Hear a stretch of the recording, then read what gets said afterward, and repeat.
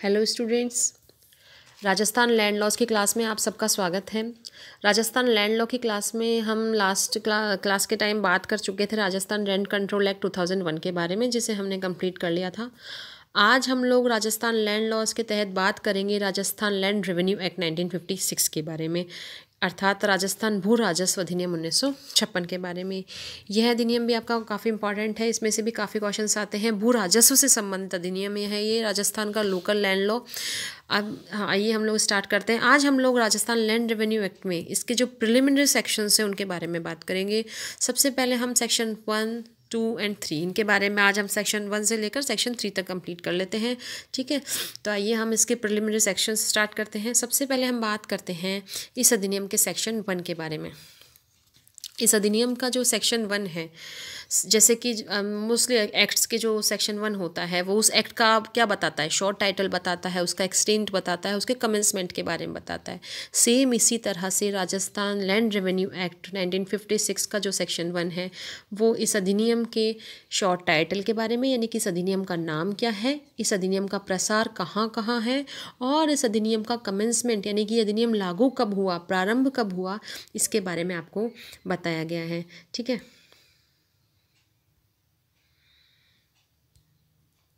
तो आइए हम लोग देखते हैं कि सबसे पहले हम बात करते हैं इस अधिनियम के नाम की, इसकी शॉर्ट टाइटल की। तो इस अधिनियम का नाम क्या है बेटा? इस अधिनियम का नाम राजस्थान भू राजस्व अधिनियम 1956 है, ठीक है। और इसका विस्तार कहाँ है, इसका एक्सटेंशन कहाँ बताया गया है? तो इसका जो विस्तार बताया गया है वो है पूरे राजस्थान पे, यानी कि ये जो अधिनियम है ये आपका लागू कहाँ होता है, पूरे राजस्थान पर लागू होता है। और अब हम बात करते हैं इस अधिनियम के कमेंसमेंट के बारे में। तो ये अधिनियम 1 जुलाई 1956 से प्रभावशील हुआ, यानी कि इसका जो कमेंसमेंट है ये कब से लागू हुआ? 1 जुलाई 1956 से। फिर अगली इम्पॉर्टेंट बात ये है कि दिनांक 15 जून 1958 को, यानी कि 15 जून 1958 को इसे आबू, अजमेर और सुनेल इन तीनों क्षेत्रों पर भी लागू कर दिया गया है। ध्यान देने की बात यह है कि पहले इन तीनों ही क्षेत्रों में जो है यह अधिनियम 1 जुलाई 1956 को लागू नहीं हुआ था, कमेंस नहीं हुआ था।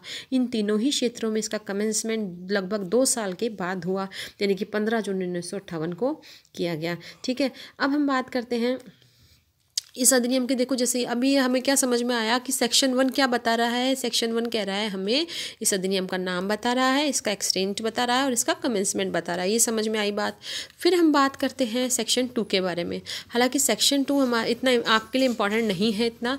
ये जो सेक्शन 2 है ये केवल बताता है enactments which are not affected by this act, यानी कि ऐसे कानून, ऐसी अधिनियमितताएँ जिन्हें कि ये अधिनियम प्रभावित नहीं करता। इस अधिनियम की धारा 2 उन अधिनियमों का वर्णन या नाम बताती है जिन पर इस अधिनियम का कोई प्रभाव नहीं पड़ेगा। अब भले ही राजस्थान लैंड रेवेन्यू एक्ट कुछ भी कहता हो, लेकिन कुछ ऐसे अधिनियम हैं जिनका नाम धारा 2 में बता रखा है और उन अधिनियमों पर इस एक्ट के किसी प्रोविज़न का कोई प्रभाव नहीं पड़ता है, वो ऐसे की ऐसे लागू रहते हैं।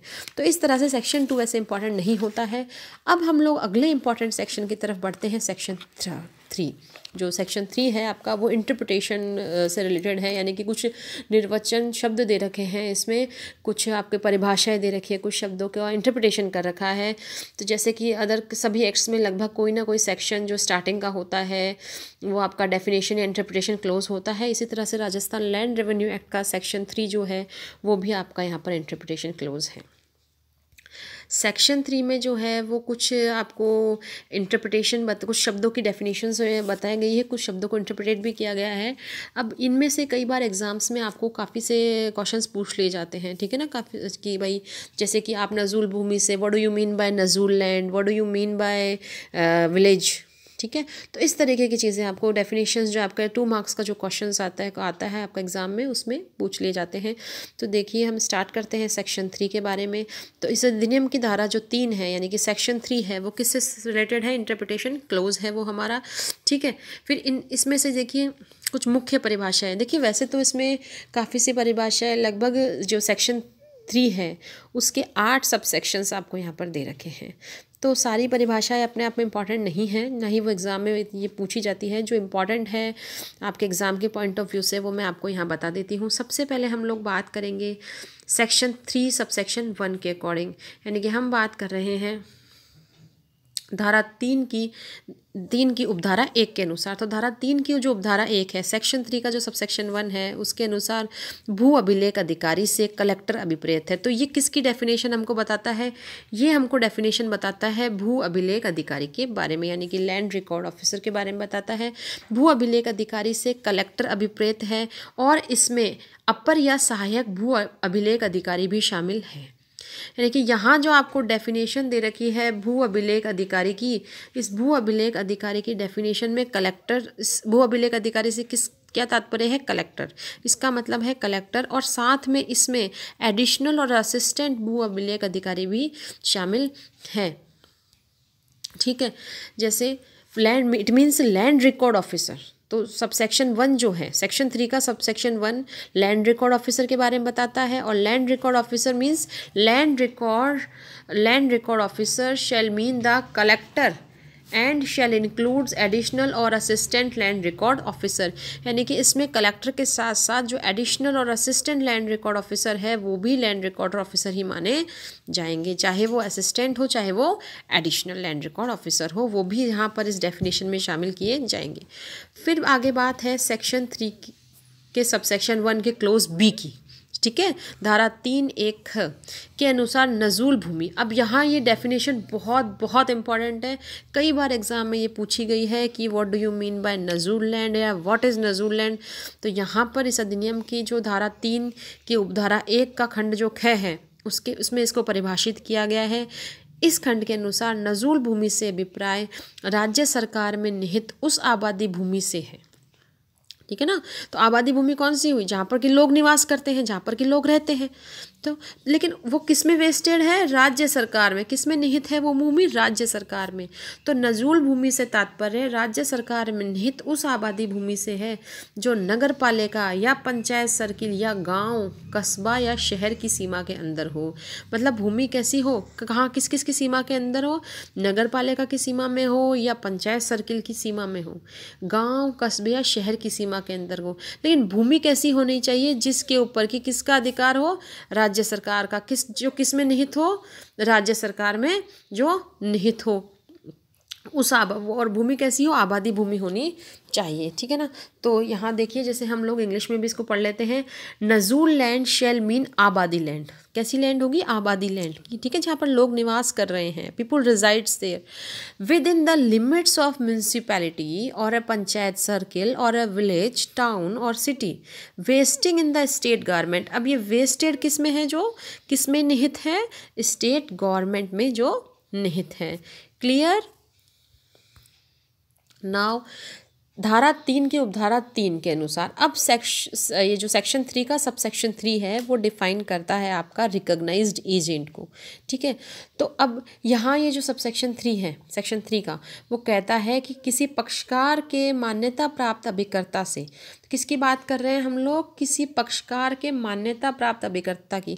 तो जब हम इस एक्ट के बारे में पढ़ेंगे, अदर जो सेक्शंस हम इस एक्ट के पढ़ेंगे, अन्य जो प्रोविजंस पढ़ेंगे, वहाँ पर कई बार ये जो शब्द है वो आएंगे। तो इन शब्दों को समझने के लिए हम इंटरप्रिटेशन क्लॉज को पहले ही रेड आउट कर लेते हैं, ताकि बाद में उन शब्दों को समझने में या उनका मतलब समझने में हमें कोई दिक्कत या परेशानी ना हो। यही ऑब्जेक्ट होता है इंटरप्रिटेशन क्लॉज का। तो वहाँ पर ये वर्ड आपको मिलेगा, किसी पक्षकार के मान्यता प्राप्त अभिकर्ता। तो इससे आप क्या समझेंगे? तो ये सबसेक्शन 3 बताता है आपको किसी पक्षकार के मान्यता प्राप्त अभिकर्ता से इस अधिनियम के अधीन बनाए गए नियमों के अंतर्गत ऐसे पक्षकार द्वारा उसकी ओर से हाजिर होने और आवेदन पत्र देने। मतलब जो किसी पार्टी की तरफ से, पार्टी को रिप्रेजेंट कर रहा हो, उसकी तरफ से क्या कर रहा हो? हाजिर हो, है ना, और उसकी तरफ से क्या कर रहा हो? अप्लाई कर रहा हो, आवेदन देने तथा अन्य कार्य करने के लिए लिखित में प्राधिकृत कोई व्यक्ति अभिप्रेत है। ठीक है ना, तो उस जिसको रिटर्न में, लिखित में जिसको प्राधिकृत किया गया है, ऑथोराइज्ड करा गया है, वो व्यक्ति जो किसी पार्टी की तरफ से हाजिर होता है, जो किसी पार्टी की तरफ से हाजिर होगा, प्रेजेंट होगा, जो किसी पार्टी की तरफ से आवेदन करेगा, ठीक है ना, वो व्यक्ति। क्लियर हो गई बात?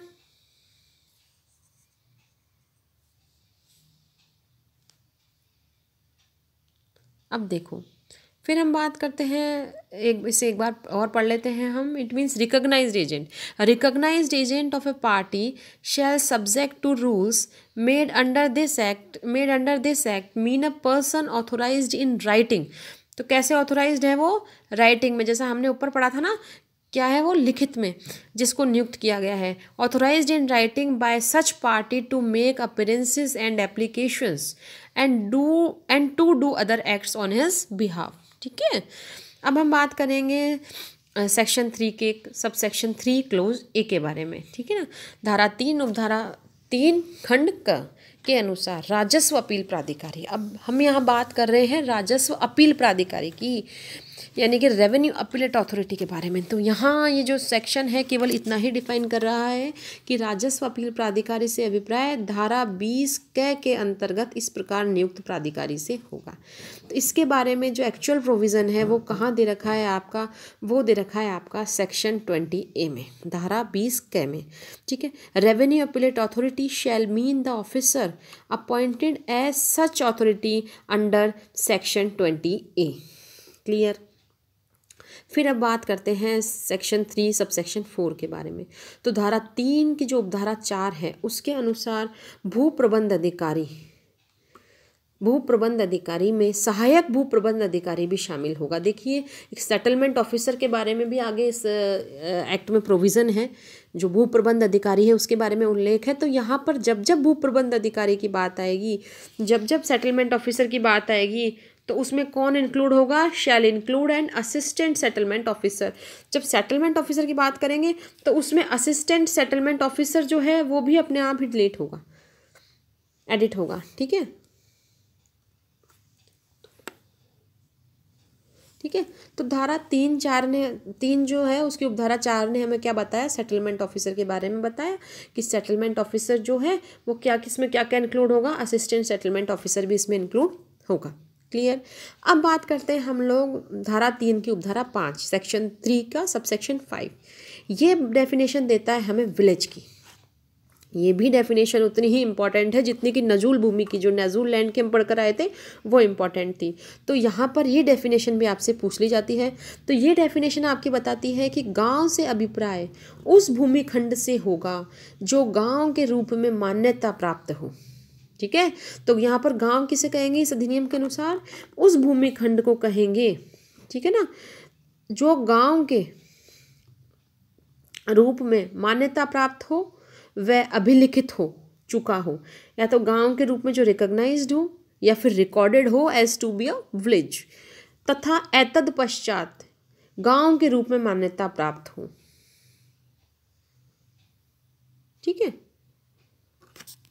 और अभिलिखित किया जाए, गांव के रूप में मान्यता प्राप्त हो और गांव के रूप में जिसको कि यहाँ पर आ जाएगा अभिलिखित किया जाए। ठीक है ना। गांव के रूप में मान्यता प्राप्त व अभिलिखित किया जाए। तो village shall mean the tract of land which has been recognized and recorded or may hereafter be recognized and recorded to be a village। मतलब जिसको कि गांव के रूप में मान्यता प्राप्त है, गांव के रूप में जो अभिलिखित किया गया, रिकॉर्ड के में लिखा गया है कि ये फला भूखंड जो है वो गांव है। और इसके बाद यानी कि इस अधिनियम एतत् पश्चात का यहाँ पे मतलब है इस अधिनियम के पश्चात जिसे गांव के रूप में मान्यता प्राप्त है वो गांव के रूप में अभिलिखित किया गया है। ठीक है ना। यहाँ आप इसको कंप्लीट कर लीजिएगा, यहाँ अभिलिखित लिख लीजिएगा, अभिलिखित किया जाए। क्लियर हो गई। या वैसे आप इंग्लिश में आप इसकी डेफिनेशन को देख सकते हैं, जैसे मैंने लिख दिया ना यहाँ पे, और may hereafter be recognised and recorded to be a village. तो ये जो रिकॉर्डेड टू बी है वो यहाँ पे आ जाएगा, अभिलिखित किया जाए। क्लियर। फिर बात आती है अब हमारी, वैसे ई कंटेंट में मैं इसको यहाँ पर कंप्लीट कर दूंगी। ठीक है ना। अब हमारे पास यहाँ बात आती है नेक्स्ट सेक्शन 3 सब सेक्शन 8 के बारे में। धारा 3 की उपधारा 8 जो बताती है वो बताती है, धारा 3 के उपधारा 8 के अनुसार किसी अधिकार, हक या हित के धारक को व्यक्त करने हेतु। देखिए, जब भी हम किसी ऐसे शब्दावली काम में लेते हैं जिसमें क्या दे रखा हो, किसी अधिकार का धारक दे रखा हो, जैसे हमने बता दिया किसी अधिकार के धारक के बारे में, या किसी हक के धारक के बारे में, या किसी हित के धारक के बारे में हम अगर इस अधिनियम में कहीं भी बात कर रहे हैं तो उसका क्या मतलब होगा। तो देखिए कि किसी अधिकार या हक या हित के धारक को व्यक्त करने हेतु प्रयुक्त शब्दों और अभिव्यक्तियों में ऐसे अधिकार, हक या हित के धारक व्यक्ति के प्रीडिसेसर्स यानी कि उसके पूर्वाधिकारियों को एवं उसके उत्तराधिकारियों को शामिल समझा जाएगा। तो ये जो उपधारा 8 है, सबसेक्शन 8 जो है सेक्शन 3 का, ये ऐसे व्यक्तियों के बारे में बताता है जो कि अगर जहाँ जहाँ हम ये बात करें कि किसी अधिकार, हक या हित के धारक की हम लोग बात करते हैं, तो उस धारक शब्द के अंतर्गत उस व्यक्ति के प्रेडिसेसर्स भी शामिल हो जाएंगे, मतलब उसके जो पूर्वज है, उसका जो पूर्वाधिकारी है वो भी शामिल होंगे, साथ ही जो उसके बाद वाले यानी कि जो उसके उत्तराधिकारी है, जो सक्सेसर्स है, वो भी उसमें शामिल किए जाएंगे। क्लियर हो गई बात। तो आज हमने बात करी किस चीज़ की, प्रिलिमिनरी जो प्रोविजंस है इस एक्ट के, उनके बारे में। ठीक है, अब हम लोग अगली क्लास में मिलते हैं रेवेन्यू बोर्ड के बारे में हम जिसमें पढ़ेंगे। तब तक thank you all of you.